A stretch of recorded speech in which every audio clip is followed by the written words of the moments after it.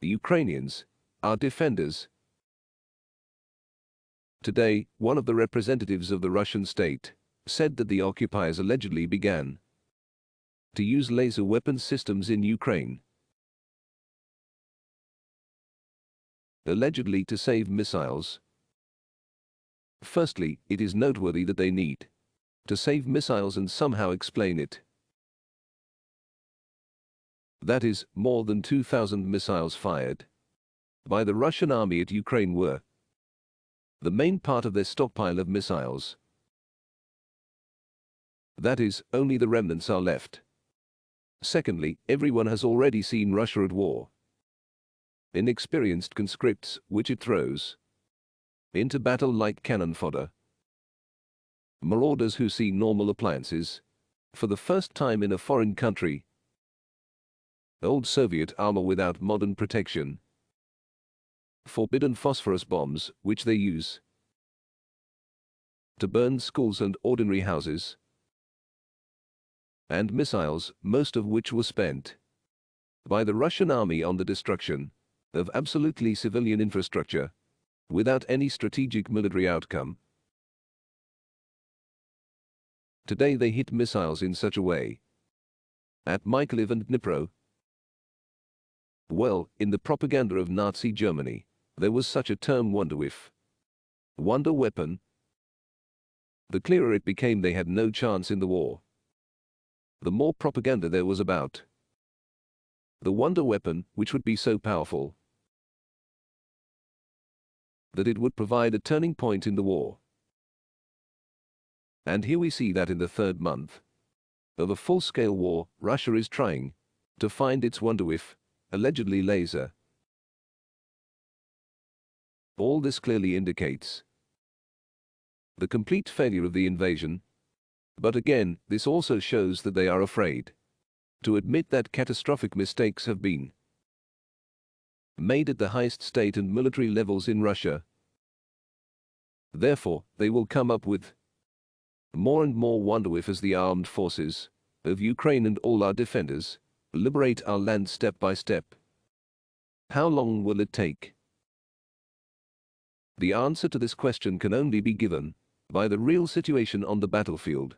We are trying to do it as soon as possible, that's for sure. We are obliged to drive out the occupiers and guarantee Ukraine real security. That is why I signed decrees on the extension of the legal regime of martial law and the term of general mobilization. I hope that the Verkhovna Rada of Ukraine will support this decision in the near future. Our army and all those who defend the state must have all the legal tools to act steadily. Kherson, Melitopol, Radyansk, Enohoda, Mariupol, and all of our cities and communities that are under occupation, under temporary occupation, should know that Ukraine will return. I said today in my address on the occasion of the Day of Remembrance of the victims of the deportation of the Crimean Tatar people, that our state does not leave anyone behind and returns what belongs to Ukraine by right.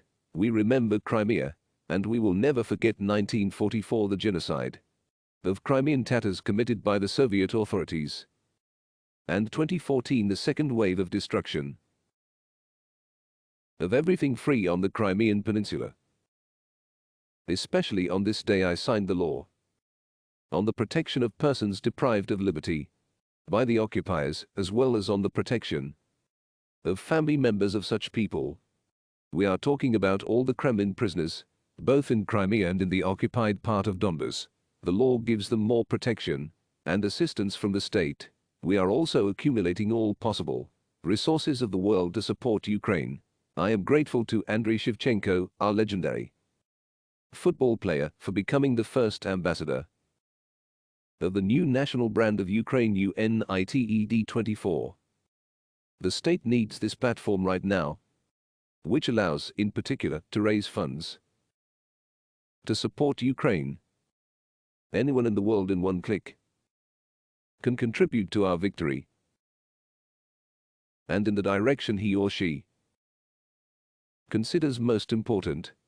For example, defense and demining. medical care or rebuilding the country. And in early June we will be able to see the first special event in London with the participation of Andriy Shevchenko in support of UNITED 24. I thanked President of the European Commission, Ursula von der Leyen, for the package of aid to our country announced today. Its amount is €9 billion, and also for supporting the plans for restoration of Ukraine.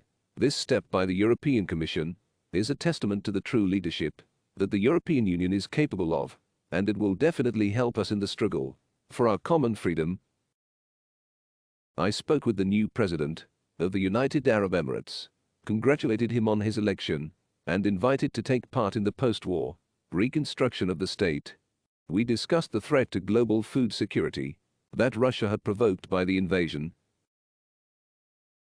And traditionally in the evening I signed the decree on awarding our heroes. 197 servicemen of the armed forces of Ukraine were awarded state awards, 5 of them posthumously. Also today I had the honor to present the Order of the Golden Star to servicemen who were previously awarded the title of Hero of Ukraine. In particular to Colonel Serhiy Baranovsky for courage and efficiency in the battles in Donbas, and to Colonel Serhiy Musienko for personal courage and success in the battles in the Kharkiv region. Eternal glory to the defenders of Ukraine. Eternal memory to everyone who gave life for our independence and freedom. Glory to Ukraine.